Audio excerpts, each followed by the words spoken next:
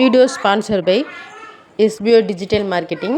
நம்ம எஸ்பிஓவில் நீங்கள் ஜாயின் பண்ணுறது மூலமாக நீங்கள் வீட்டில் இருந்தபடியே நம்ம வந்து மணி ஏர்ன் பண்ணலாம். அது மட்டும் இல்லாமல் ஒர்க் பண்ணுறவங்க கூட நீங்கள் பார்ட் டைமாக இதில் நீங்கள் ஒர்க் பண்ணலாம்.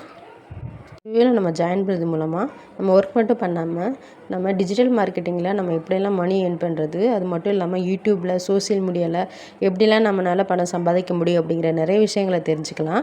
சோசியல் மீடியா இருந்தால் போதும், யூடியூப், இன்ஸ்டாகிராம் இதிலே நம்ம வந்து இந்த ஒர்க்கு பண்ணலாம். இதில் ஜாயின் பண்ணணும்னு நினைக்கிறவங்க டிஸ்கிரிப்ஷனில் என்னோடய காண்டாக்ட் நம்பர் கொடுத்துருக்கேன். ஸோ மறக்காமல் காண்டாக்ட் பண்ணுங்கள். உங்களுக்கு தேவையான இன்ஃபர்மேஷன் நான் தரேன். ஸ்கிப் பண்ணாதீங்க. பெரிய தப்பு. தினம் 300 ரூபாய் சம்பாதிக்க அரிய வாய்ப்பு. இன்ஸ்டாகிராம், ஃபேஸ்புக் பயன்படுத்த தெரிந்தால் போதும், content post and content publishing மூலமா தினம் 300 ரூபாய் சம்பாதிக்கலாம். இந்த வேலை செய்ய 5 நிமிடம் போதும். Work training support, group communication support, all language customer live chat support, முக்கியமா சொந்தமா ஒரு பிசினஸ் ஸ்டார்ட் பண்ற அளவுக்கு உங்களால கற்றுக்கொள்ளவும் முடியும், சம்பாதிக்கவும் முடியும். இந்த வேலை வாய்ப்பு வழங்குவது 5 வருடத்திற்கு மேல ரன் ஆகிட்டு இருக்க நம்ம தமிழ்நாட்டு company school of business organization private limited. மேலும் விவரங்களுக்கு டிஸ்கிரிப்ஷன்ல கொடுத்திருக்க நம்பருக்கு வாட்ஸ்அப் பண்ணுங்க. ஒரு ஊரில் ஒரு அழகிய குடும்பம் வாழ்ந்துட்டு இருந்தாங்க. அங்கே வந்துட்டு ஒரு பையனும் ஒரு அம்மா அப்பாவும். அந்த அம்மா அப்பா வந்துட்டு ஒரு தையல் கடை வச்சுருந்தாங்க. தையக்காரர் வந்துட்டு டெய்லி வந்து தன்னோட கடையில் துணிகளெல்லாம் தேய்ச்சிட்டு திரும்ப வீட்டுக்கு போயிடுவார். அந்த மாதிரி இருக்கும்போது ஒரு நாள் அவங்க பையனும் அங்கே போயிருந்தான். அப்போ வந்து அப்பா என்ன பண்ணுறாரு, என்னென்ன வேலையெல்லாம் செய்கிறாரு அப்படின்னு கவனமாக கவனிச்சுட்டு இருந்தான்.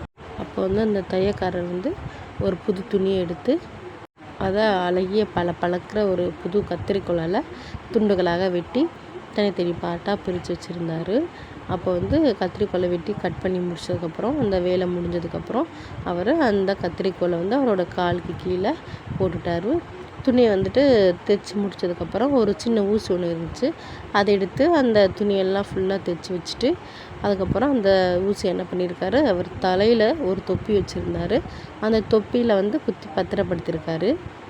இதை பார்த்துட்டே இருந்தால் அவங்க பையன், அந்த சிறுவன் என்ன நினைக்கிறான், என்னது இது விலை உயர்ந்தது கத்திரிக்கோள், அதை வந்துட்டு சாதாரணமாக நம்ம அப்பா காலுக்கு அடியில் போட்டுட்டு சின்ன ஊசி தான், அதையும் அப்பா வந்து சேவ் பண்ணி வைக்கிறாரு அப்படின்னு அவன் யோசிக்கிறான். அப்போ தான் சரி நம்ம அப்பா கிட்டே கேட்போம் அப்படின்னு, அப்பா கத்திரிக்கோள் விலை உயர்ந்தது, அது வந்து அழகானது, அதை ஏன் நீங்கள் அலட்சியமாக உங்களோட காலடியில் போடுறீங்க, ஆனால் ஊசி வந்து ரொம்ப சின்னது, மலிவானது தான், காசும் கம்மி, ஆனால் அதை மட்டும் ஏன் பத்திரப்படுத்தி பாதுகாக்கிறீங்க, அது ஏன் அப்படின்னு கேட்டிருக்கான். அப்போ தான் அவங்க அப்பா சொல்லியிருக்காரு, நீ சொல்வது வந்து உண்மை தான், ஆனால் இந்த கத்தரிக்கோள் அழகாகவும் மதிப்புள்ளதாகவும் இருந்தாலும் அதோட செயல் வந்து என்னென்னா வெட்டுறது தான், அது வந்து பிரிக்கிறது, அதாவது அது வந்து எதாக இருந்தாலும் அது பிரிக்கிறது தான் அதோட செயல். ஆனால் ஊசி அப்படி கிடையாது, சின்னதாக இருந்தாலும் அதோட விலை கம்மியாக இருந்தாலும் மலிவாக இருந்தாலும் அதோட செயல் என்னென்னா சேர்க்கிறது. ஒருவருடைய மதிப்பு வந்துட்டு அவருடைய செயலை கொண்டு தான் முடிவு செய்யப்படுது, அதனால் உருவத்தை பார்த்து இல்லை அப்படின்னு சொல்லியிருக்காரு. அப்போ தான் அவன் புரிஞ்சுக்கிறான், நம்ம நல்லதே செய்வோம், நல்லவர்களாக வாழ்வோம். இது வந்து நம்ம இந்த துணிக்கும் தையல் கடைக்காரருக்குமான கருத்து மட்டும் கிடையாது, நம்ம எல்லாருக்கும் இதுதான். ஒரு செயலை வந்து நம்ம சேர்க்குறதுக்கு தான் பார்க்கணும்.